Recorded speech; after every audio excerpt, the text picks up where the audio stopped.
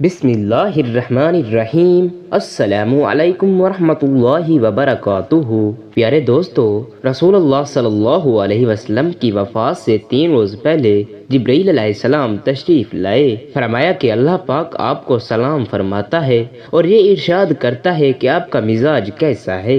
آپ صلی اللہ علیہ وسلم نے فرمایا کہ اے جبرائیل، میں بہت غمگین ہوں۔ پہلے روز مزاج پوچھ کر چلے گئے، دوسرے روز آئے اسی طرح مزاج پوچھا، پھر آپ صلی اللہ علیہ وسلم نے وہی جواب دیا۔ تیسرے دن حکم ہوا کہ آپ کو کیا غم ہے، حالانکہ اللہ تعالی خوب جانتا ہے، لیکن آپ اپنی زبان سے فرمائیں۔ آپ صلی اللہ علیہ وسلم نے فرمایا کہ مجھے گنہگار امت کا اس وقت بہت خیال ہے، گنہگاروں کی مغفرت کس طرح ہوگی۔ جب حضرت جبرائیل علیہ السلام رسول اللہ صلی اللہ علیہ وسلم کا پیغام لے کر واپس آسمانوں پر گئے تو اللہ تبارک و تعالی نے گنہگاروں کی مغفرت سے متعلق کیا جواب دیا، یہ بھی ہم آپ کو بتانے والے ہیں۔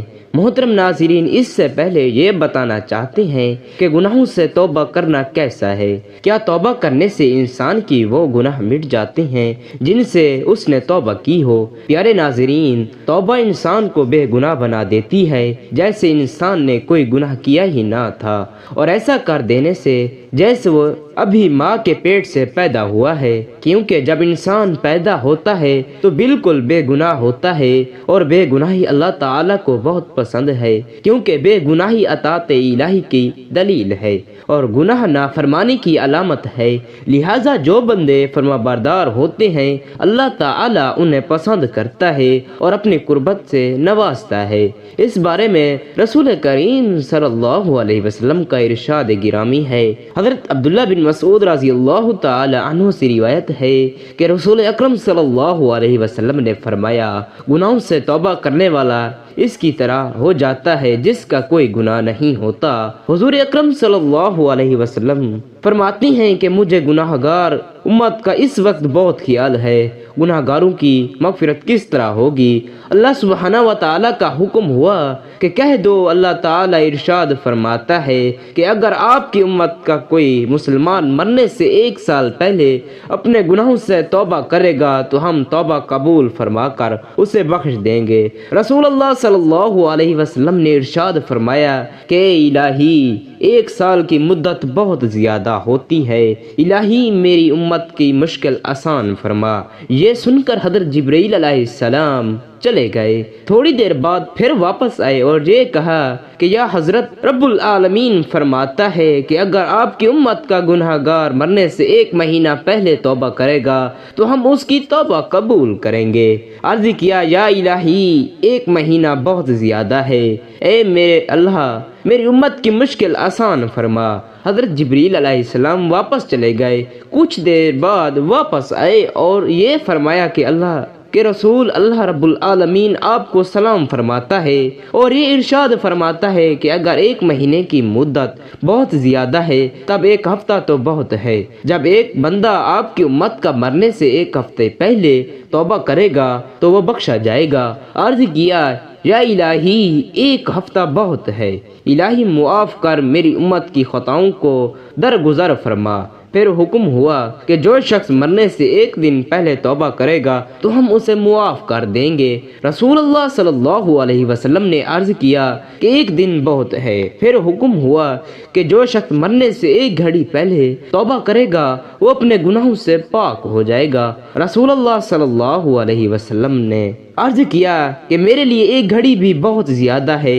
یہ سن کر حضرت جبرائیل علیہ السلام واپس چلے گئے، پھر واپس آئے اور فرمایا، حضور، یا رب العالمین آپ کو سلام فرماتا ہے اور فرماتا ہے کہ اگر مرنے والے گناہ گار شخص کی روح حلق میں پہنچ جائے اور زبان بند ہو جائے، اگر اپنے دل میں اپنے گناہوں سے نادم ہو جائے تو میں اسے بخش دوں گا اور کچھ بھی اس کے گناہوں کی پرواہ نہیں کروں گا۔ یہ سن کر رسول اللہ صلی اللہ علیہ وسلم کا دل بہت خوش ہوا اور امت کی طرف سے غم رفع ہوا۔ سبحان اللہ، کیا مہربان نبی صلی اللہ علیہ وسلم ہماری ہدایت کے لیے بھیجے گئے ہیں۔ وفات میں اکثر آپ کو غفلت ہو جاتی تھی، اسی غفلت میں فرمایا، ما یفعلون الناس، لوگ کیا کرتے ہیں؟ عرض کیا، یا رسول اللہ صلی اللہ علیہ وسلم، وہ نماز کے لیے آپ کا انتظار کرتے ہیں، فرمایا کہ 7 مسکین کو ٹھنڈے پانی کے اوپر ڈال دو، شاید بخار کی گرمی کم ہو جائے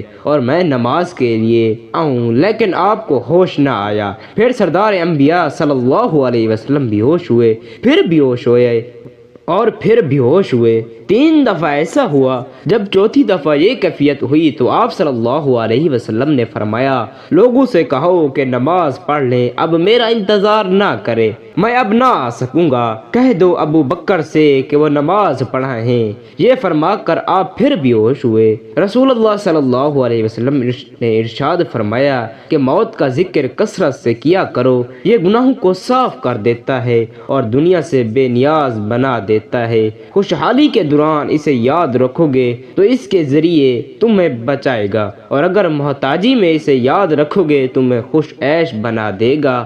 رسول اللہ صلی اللہ علیہ وسلم نے فرمایا کہ جو مر جائے گا وہ شرمسار ہوگا۔ صحابہ کرام نے عرض کیا، یا رسول اللہ صلی اللہ علیہ وسلم، یہ ندامت کیا ہے؟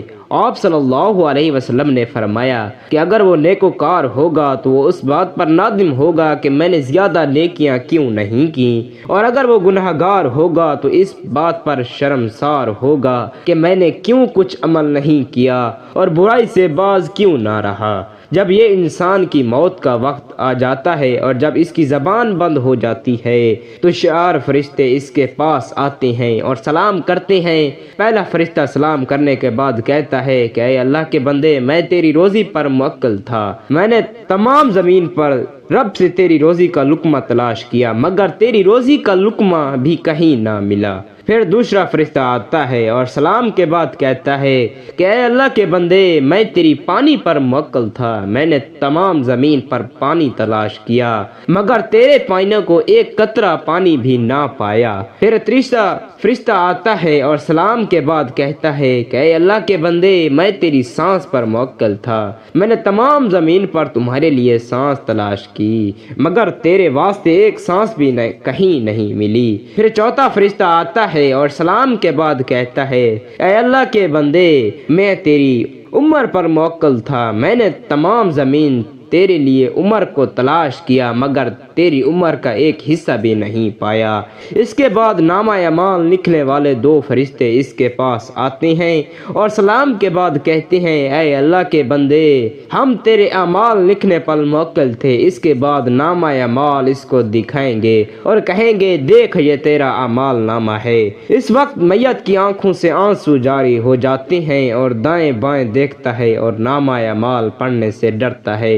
اس کے بعد ملک الموت اس کی روح قبض کرتے ہیں۔ روایات میں ہے حضرت انس سے کسی نے پوچھا کہ ملک الموت تنہا سب کی روح قبض کرتے ہیں یا ان کے ساتھ اور فرشتے بھی کام میں شریک ہوتے ہیں؟ فرمایا روح قبض کرنے کا کام انہی کے حوالے ہے، لیکن اس کام پر ان کے ساتھ بہت سے فرشتے مدد کے واسطے دیے گئے ہیں اور ملک الموت سب کے سردار ہیں، ان کا ہر قدم دنیا کے لیے برابر ہے۔ حضرت انس رضی اللہ تعالی عنہ سے پوچھا کہ مومنین کی ارواح کہاں رہتی ہے؟ فرمایا 7 آسمانوں کے اوپر سدرۃ المنتہا کے پاس۔ روایت ہے ابن عباس رضی اللہ تعالی عنہ سے کہ بہت سے فرشتے ملک الموت کے ساتھ ہوتے ہیں جو میت کی روح قبض کرنے کے وقت آتے ہیں۔ ان میں سے بعض فرشتے روح کو لے جاتے ہیں، ان میں سے بعض فرشتے دعا کرنے والوں کے ساتھ آمین کہتے ہیں اور بعض میت کی مغفرت کی دعا کرتے ہیں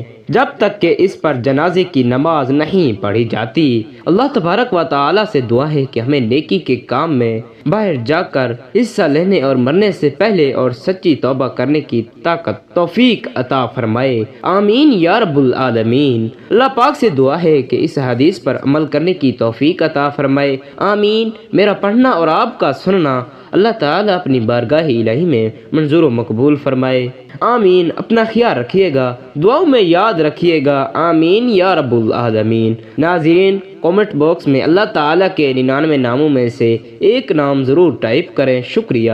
اگر ویڈیو اچھی لگی ہو تو ویڈیو کو لائک اور چینل کو سبسکرائب ضرور کیجیے گا، شکریہ۔